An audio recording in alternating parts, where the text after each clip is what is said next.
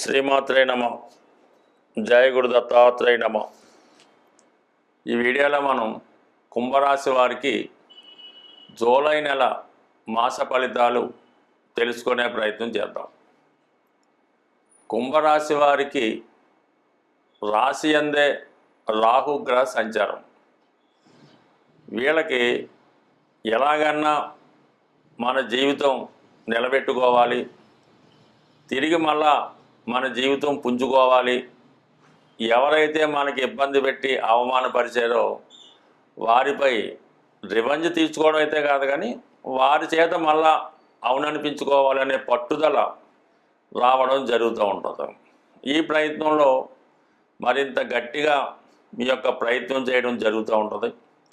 ఎవరో ఒకరిని మీరు చేరదీసి వారికి విద్య నేర్పించో, పని నేర్పించో, ఇన్వెస్ట్మెంట్ చేసో వారిని జీవితంలో పైకి తీసుకొచ్చే ప్రయత్నం జరుగుతూ ఉంటుంది. సాధారణంగా ఈ కుంభరాశి వారు ఎవరినైతే మీరు నమ్ముతారో, ఎవరికైతే ఉపాధి కల్పిస్తారో, ఎవరినైతే పెంచి పెద్ద చేస్తారో వారే మీకు ఎగ్నెస్ట్గా తయారై మీ పతనానికి కారణం అవడం జరుగుతూ ఉంటుంది. అయితే ఒక విధంగా మీ దగ్గర ఉన్న వాళ్ళే మీకు ద్రోహం చేయడం జరుగుతూ ఉంటుంది. ఈ కారణంలో జీవితం అంతా కూడా ఇలాగే మీరు నడుస్తూ ఉంటారు. ఒకసారి ఒక విషయం వల్ల మనం ఇబ్బంది పడ్డాం, నష్టపోయామన్నా కూడా తిరిగి మళ్ళీ అదే ప్రయత్నం, అదే పని చేయడం ఈ రాశి వారికి ఏంటంటే ఈ విధంగా జీవితంలో 1-2 సార్లు మోసపోవడం కానీ, నష్టపోవడం కానీ జరుగుతూ ఉంటుంది. బయట వారిని, మిగతా వాళ్ళంటే బయట వారిని, బంధువుల్ని అభివృద్ధి పరిచే విధంగా సొంత పిల్లల మీద, భార్య మీద అంత శ్రద్ధ పెట్టకపోవడం వల్ల చాలా వరకు తర్వాత జీవితంలో అటు భార్య నుంచి, సంతానం నుంచి కూడా నిరాదరణకి గురవ్వడం జరుగుతూ ఉంటుంది. అయితే మీరు ఎంత చేసినా కూడా ఆ గుర్తింపు మీరు పొందలేకపోతుంటారు. వాళ్ళు కూడా సరైనటువంటి రెస్పాన్సిబిలిటీ ఇవ్వకపోవడం జరుగుతూ ఉంటుంది. అంటే మీరు ఇప్పుడైనా సరే కొంతవరకు ఆలోచించి ఎక్కువగా మీ పిల్లల యొక్క అభివృద్ధికి, వాళ్ళ చదువు, అలాగే భార్య లేదంటే భర్త అయితే వారి యోగక్షేమాలు తెలుసుకుని వారి మీద ఎక్కువ దృష్టి పెట్టాలి తప్ప మిగతా వాళ్ళ మీద తర్వాత సెకండ్ ఆప్షన్ ఇవ్వాల్సి ఉంటుంది. ఎప్పుడైనా సరే వివాహం అయిన తర్వాత భార్య పిల్లలు ఇంపార్టెంట్ అవుతారు. తల్లి, తండ్రి, అన్నదమ్ములు, అక్కచెల్లెలు ఇంపార్టెంట్ అయినప్పుడు కూడా వీళ్ళ తర్వాతే వాళ్ళు అవుతారు. అందువల్ల ఏంటంటే ఇది ఒకసారి చాలామంది ఏంటంటే ఈ విధంగా నెగ్లెక్ట్ చేయడం వల్లే ప్రస్తుతం ఈ ఇబ్బందులు రావడం కూడా జరుగుతుంది. కాబట్టి బట్ ఏదైనా కుంభరాశి వారు కొన్ని విషయాల్లో చాలా పర్ఫెక్ట్ అనే నేను చెప్తాను.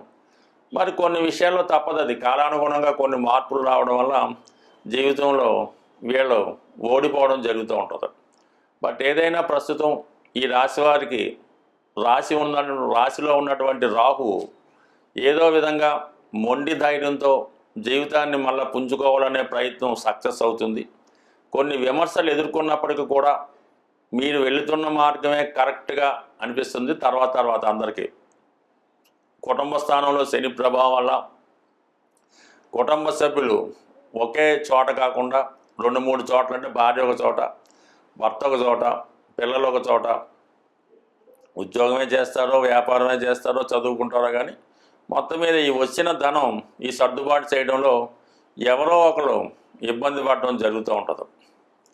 ఇది కొంతవరకు ఓకే. అయితే 5వ స్థానంలో రవి గురుల కలయిక చాలా వరకు పిల్లల యొక్క అభివృద్ధి మీకు గర్వకారణం అవుతుంటుంది.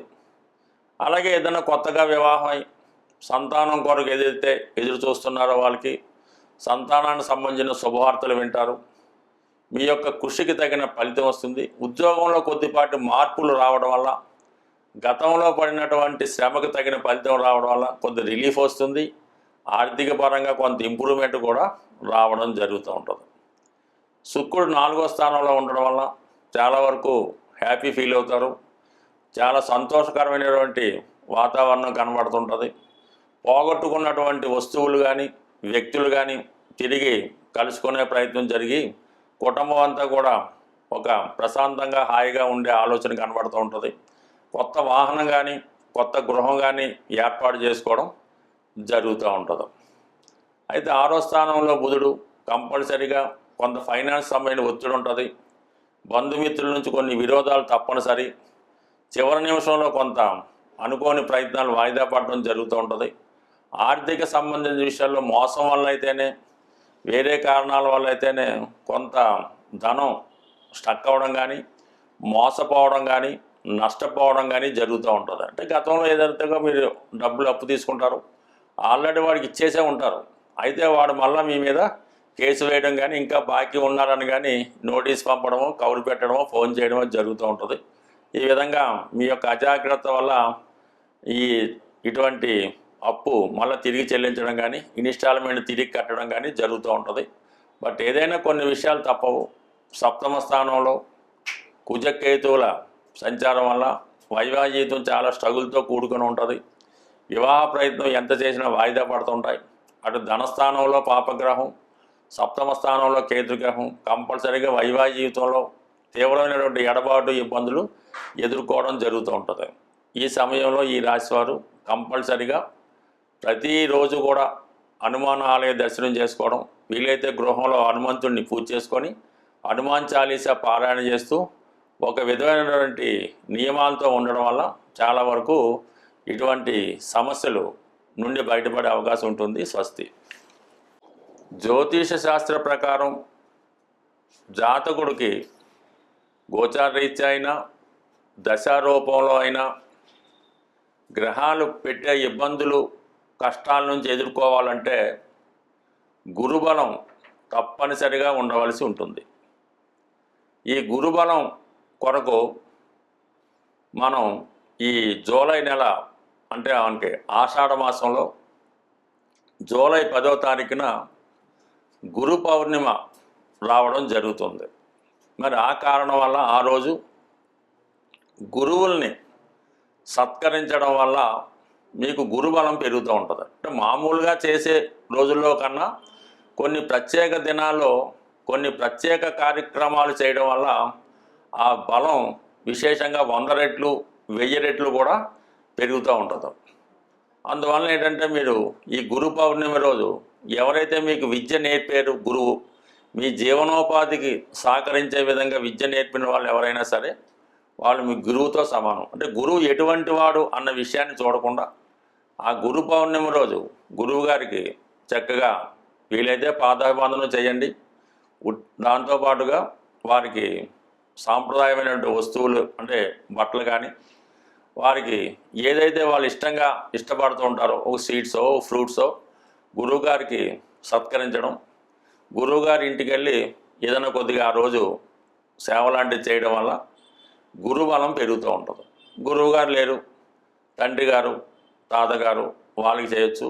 లేని పక్షంలో అందరికీ గురువు అయినటువంటి సాయిబాబా వారు, రాఘవేంద్ర స్వామి వారు, దత్తాత్రేయుల వారి ఆలయం దర్శించి విధి విధానంగా ఆ రోజు స్వామివారిని అర్చించడం, ఈ విధంగా గురు పౌర్ణిమ చేసుకోవడం వల్ల గురుబలం పెరుగుతుంది. గురుబలంతో మీకు అటు సంస్కారం, అటు ఆరోగ్యం, ఐశ్వర్యం లభిస్తుంది. అలాగే జాతకుడు జీవితంలో సుఖపడాలన్నా, స్త్రీలకు సౌభాగ్యం కలగాలన్నా శుక్రగ్రహం తప్పనిసరిగా జాతకంలో బలంగా ఉండాలి. అటువంటి శుక్రుని యొక్క అనుగ్రహం కోసం ఇదే జూలై నెల 25వ తారీఖు నుంచి శ్రావణ మాసం ప్రారంభమవుతుంది. ప్రారంభమే మనకి శుక్రవారంతో, శ్రావణ శుక్రవారంతో ప్రారంభమవుతుంది. కాబట్టి అది కేవలం ఈ శ్రావణ మాసం, శ్రావణ శుక్రవారం స్త్రీలకే కాకుండా మగవారు కూడా కంపల్సరీగా చేసుకోవాల్సి ఉంటుంది.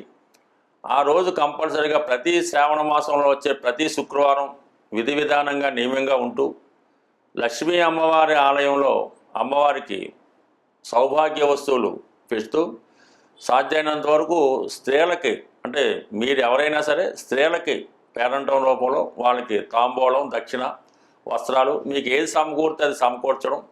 ముఖ్యంగా ఈ శ్రావణ మాసంలో అక్క చెల్లెలకు, తల్లిగారికి, అత్తగారికి, అంటే ఎవరైతే మీ రక్త సంబంధిక బంధువులు ఉన్నారో మీ శక్తి కొలది వారిని సత్కరించడం వల్ల, వారి ఆశీస్సులు పొందడం వల్ల వివాహపరమైన సమస్యలు సాల్వ్ అవుతాయి, మాంగళ్య బలం పెరుగుతూ ఉంటుంది, ఆర్థిక పరంగా అనుకూలంగా ఉంటుంది. అంటే ఒకే నెలలో అటు శుక్రబలం పెంచుకోవడానికి, అటు గురుబలం పెంచుకోవడానికి అవకాశం రావడం జరిగింది. ఈ రెండు మనకి శుక్రబలం గురుబలం పెడితే సమస్త గ్రహాలు కూడా అనుకూలంగా ఉంటాయి కాబట్టి ఖచ్చితంగా శ్రావణ మాసం అంతా కూడా అమ్మవారికి ఇష్టంగా ఉంటుంది కాబట్టి ఏదో ఒక అమ్మవారి ఆలయ దర్శించడం. ఇప్పుడు ఆషాఢ మాసం అంతా కూడా అమ్మవార్లకి, శ్రావణ మాసం అంతా కూడా లక్ష్మీ అమ్మవారి విష్ణుమూర్తి దర్శించడం.